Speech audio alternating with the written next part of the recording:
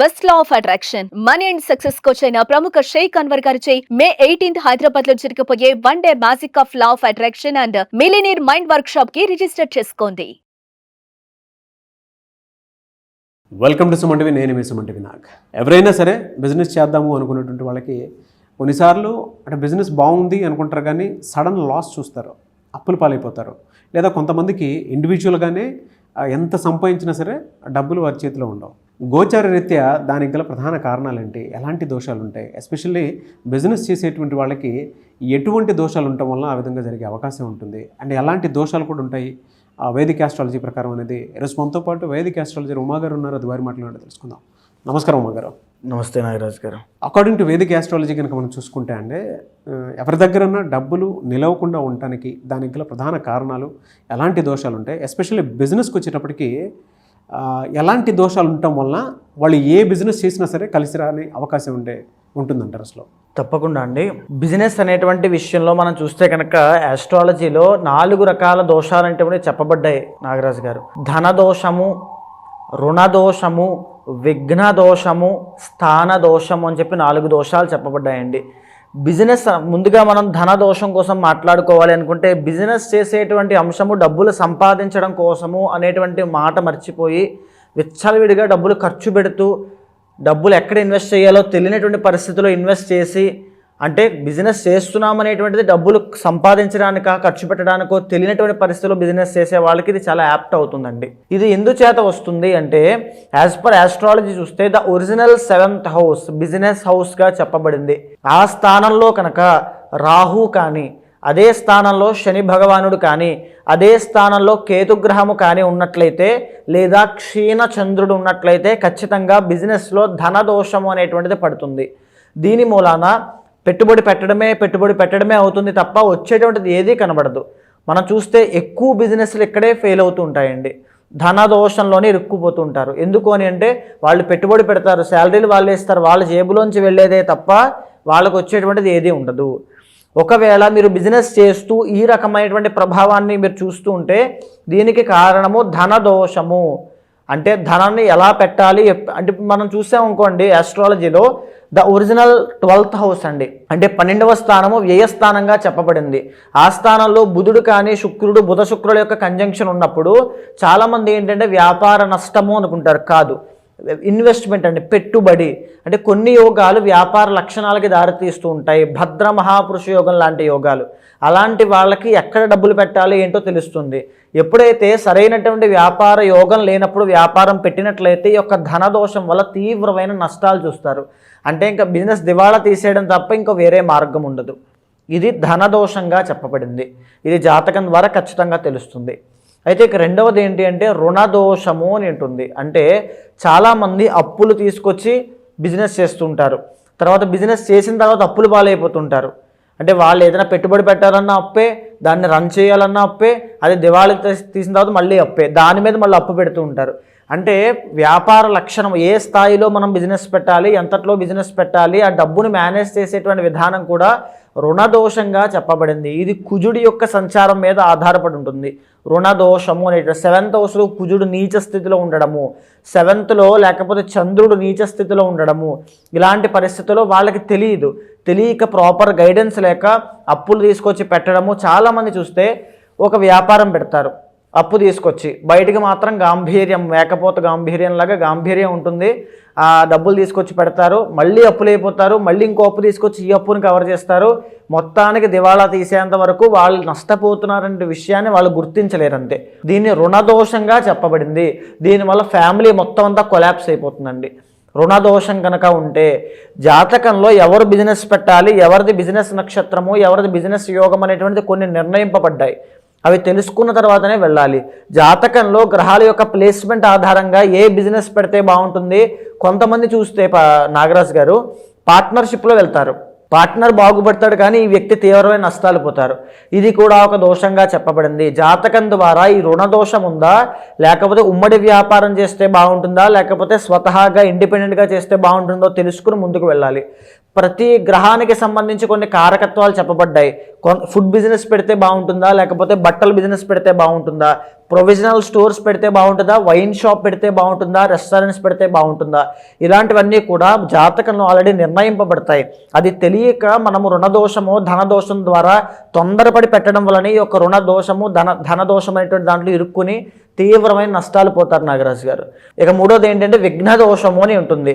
దీనివల్ల ఏంటంటే కన్సిస్టెన్సీ ఉండదు వాళ్ళకి. ఏదో బిజినెస్ పెట్టాలి, ఏదో ఒక పని చేయాలి కాబట్టి బిజినెస్ చేయాలి, ఏదో బాగానే ఉంటుందా అంటే బాగానే ఉంటుంది. ఆ బిజినెస్ ఎందుకు పెట్టారో, ఎలా పెట్టారో ఏంటో కూడా తెలియని పరిస్థితిలో బిజినెస్ పెడతారు. దాన్ని నడిపేటువంటి అవగాహన, దాని మీద ఏ అవగాహన వాళ్ళకు ఉండదు. అక్కడ ఎక్కడ పెడుతున్నారో ఏం చేస్తున్నారో కూడా చూసుకోవాల్సిన బాధ్యత వాళ్ళకు ఉండదు. సో బిజినెస్ యోగం లేని వాళ్ళు కనుక ఈ యొక్క బిజినెస్ పెడితే విఘ్న దోషము అనేటువంటిది వస్తుంది. అంటే పెట్టినటువంటి కొన్ని రోజులకే మూసేయాల్సి వస్తుంది, అమ్మేయాల్సి వస్తుంది, తక్కువ రేటుకి ఇచ్చేయాల్సి వస్తుంది. అంటే ఇంకా పోతుంది. అది డబ్బులు లాస్ అయినా ఉన్నా లేకపోయినా బిజినెస్ పోవడం అంతే. ఏదో బిజినెస్ పెట్టాడు లాస్ అయ్యాడు అంతే. దాన్ని విఘ్న దోషము అంటారు. ఇది జాతకంలో గురుబలం కనుక లేకపోతే ఇలాగే జరుగుతుంది. అంటే సెటిల్మెంట్ దోషాల్లో, అంటే ఫర్ సపోజ్ పాతక అని పిలువబడేటువంటి కాలసర్ప దోషంలో కొంతమంది మనం చూస్తే 33 సంవత్సరాలు వచ్చేంత వరకు కూడా ఆ బిజినెస్ పెట్టి ఈ బిజినెస్ పెట్టి ఈ జాబ్లో జాయిన్ అయ్యి మానేసి అవి చేసి ఇవి చేసి లాస్ట్కి ఏదో ఒక దాంట్లో సెటిల్ అవుతారు. ఇవి మధ్యలో ఎన్నైతే చేశారో ఇవన్నీ కూడా విఘ్న దోషం వల్ల వచ్చినటువంటి దోషాలు. అందుకే బిజినెస్లో తీవ్రమైన నష్టాలు చూస్తారు. దీనికి పరిహారం ఏమిటి అంటే, ఆ ఏదైతే విఘ్న దోషానికి కారణమవుతోందో కేతు గ్రహము మేజర్గా అండి. కేతు టెంపరీ ప్లానెట్ అండి, చంచల స్వభావి, అంటే ఒకదాని మీద స్టేబుల్గా ఉండలేడు ఆయన. సో ఆ కేతు గ్రహానికి సంబంధించిన దోషాన్ని ఈ విఘ్న దోషంగా చెప్పబడింది. అయితే అన్నిటికంటే ఆఖరిది 4వది ఏంటి అంటే స్థాన దోషము.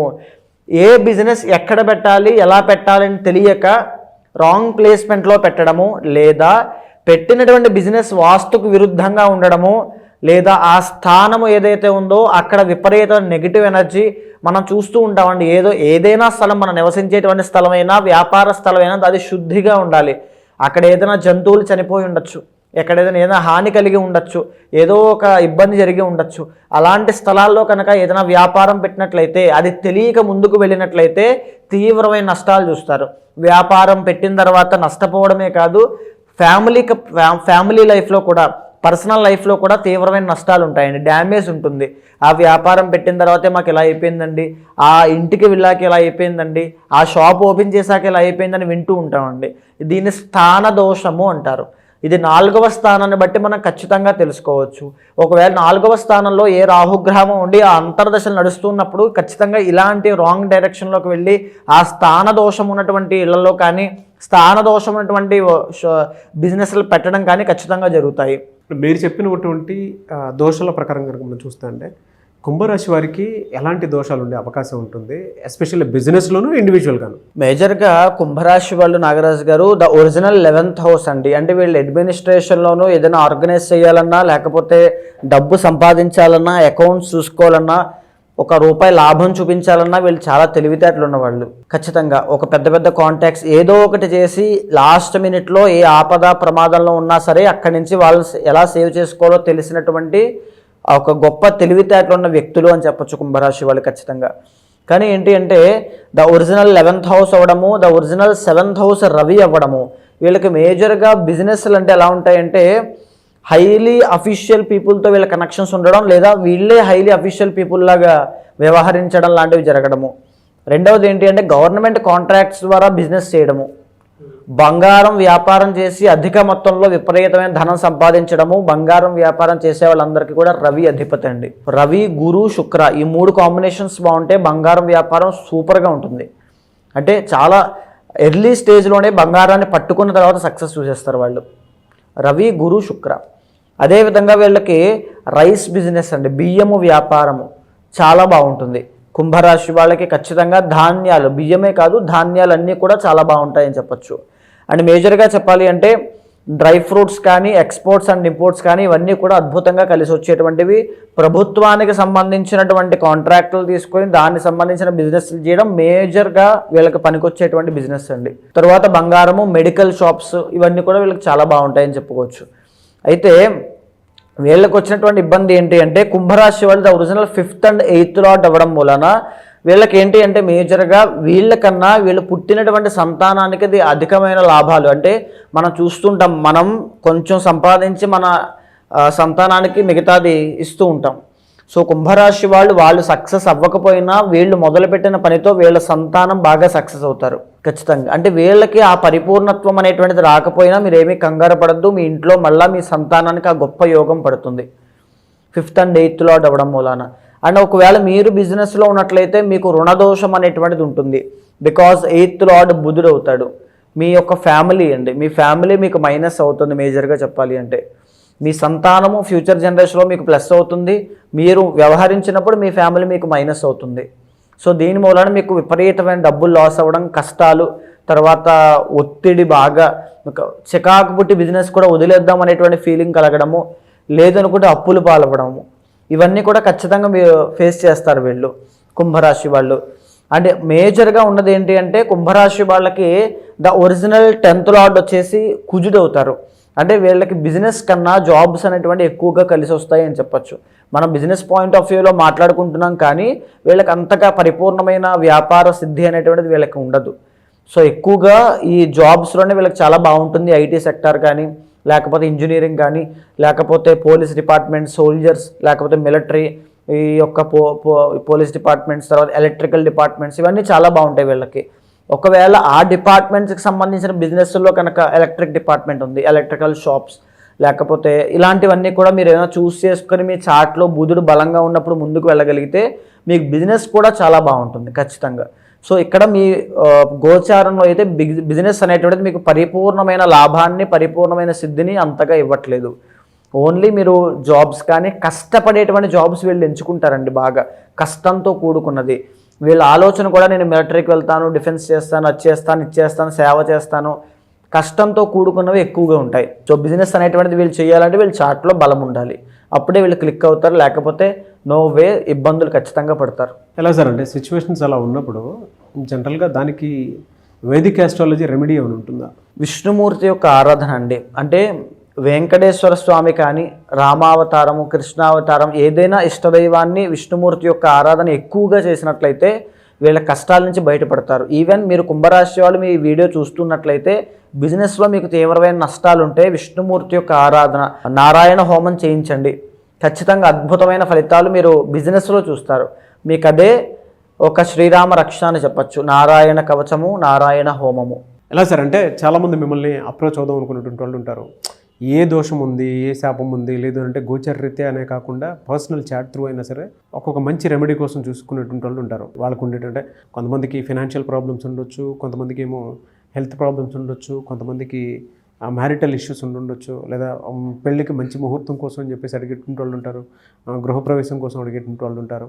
సో ఏ రకంగా చూసుకున్నా సరే మీ అపాయింట్మెంట్ తీసుకుని ముందుకు వెళ్ళాలి అని అంటే మిమ్మల్ని ఎలా అప్రోచ్ అవ్వాలి? తప్పకుండా అండి. అలాంటి వాళ్ళు ఎవరైనా ఉంటే మీకు కింద కనిపించే నెంబర్కి కాల్ చేస్తే మా వాళ్ళు మీకు పూర్తి వివరాలు అందిస్తారు. మనం మాట్లాడుకునేటువంటి అంశం అంతా కూడా గోచారానికి సంబంధించినటువంటిదండి. అంటే బిజినెస్ అనేటువంటిది చాలామందికి అద్భుతమైన యోగాన్ని క్రియేట్ చేసి పెడుతుంది. ఎంతోమంది జాతకాల్లో భద్ర మహాపురుష యోగం, బుధ శుక్రుల యొక్క కాంబినేషన్, రవి బుధుల యొక్క కాంబినేషన్, ఇవన్నీ కూడా వ్యాపార దిగ్గజాలుగా, వ్యాపారవేత్తలుగా తీర్చిదిద్దబడ్డారు. అలాంటి యోగం ఉన్న వాళ్ళు అది తెలియక చాలామంది జాబ్స్ చేస్తున్న వాళ్ళు ఉన్నారు. జాబ్స్ చేసేటువంటి యోగం ఉన్న వాళ్ళు బిజినెస్ మీద ఆసక్తి చావక, లేకపోతే ఏదో ఇన్ఫ్లుయెన్స్ అనేటువంటిది అవ్వడం వల్ల బిజినెస్ పెట్టి లాస్ అయిన వాళ్ళు చాలామంది ఉన్నారు. ఒక ప్రాపర్ గైడెన్స్ అనేటువంటిది ఉంటే కనుక ఏ బిజినెస్ పెడితే బాగుంటుంది, పార్ట్నర్షిప్లో పెడితే బాగుంటుందా, లేదా అసలు ఏ ప్లేస్లో పెడితే బాగుంటుంది, వ్యాపారం ఏ దిక్కులో ఏ రాశి వాళ్ళకు ఉంటే బాగుంటుంది తెలుసుకుని ముందుకు వెళ్ళగలిగితే అద్భుతమైన వ్యాపారవేత్తలుగా ప్రతి ఒక్కరూ ఎదుగుతారు. అలాంటి వాళ్ళు ఎవరైనా ఉంటే ఖచ్చితంగా మీ పర్సనల్ చార్ట్ చూసిన తర్వాత ఏవైనా దోషాలని తగినటువంటి శాంతి పూజలు ఆచరింపజేసి మీకు మంచి రిజల్ట్స్ వచ్చేలా ఖచ్చితంగా చేస్తాను. డెఫినెట్గా అండి. Thank you so much Uma గారు. నమస్తే అండి. చూసారు కదండి వీడియో. ఈ వీడియోపై మీ అభిప్రాయాన్ని కమెంట్ బాక్స్లో పోస్ట్ చేయండి. ముఖ్యంగా మీరు కనుక మీ పర్సనల్ లైఫ్లో మీకు ఇండివిజువల్గా అయినా సరే అంటే ఏదైనా కలిసి రావట్లేదు అనుకున్నప్పుడు ఒక త్రూ వేదిక్ ఆస్ట్రాలజీ ఏదైనా సపోర్ట్ తీసుకుని ముందుకు వెళ్ళాలి అనుకుంటే, ఉమా గారిని సంప్రదించాలనుకుంటే మాత్రం స్క్రీన్ మీద మీకు ఉమా గారి కాంటాక్ట్ నెంబర్ కనిపిస్తుంది. దాన్ని మీరు కాల్ ఆర్ మెసేజ్ వాట్సాప్ చేసి వెంటనే అపాయింట్మెంట్ బుక్ చేసుకోవచ్చు. ఈ వీడియో లైక్ చేయండి, షేర్ మాత్రం తప్పకుండా చేయండి. ఇలాంటి మరిన్ని వీడియోస్ కోసం మా ఛానల్ ఫాలో అవ్వండి. Thank you. సుమన్ టీవీలో మీ పర్సనల్ అండ్ బిజినెస్ ప్రమోషన్స్ కోసం కింది నెంబర్కి కాంటాక్ట్ చేయండి.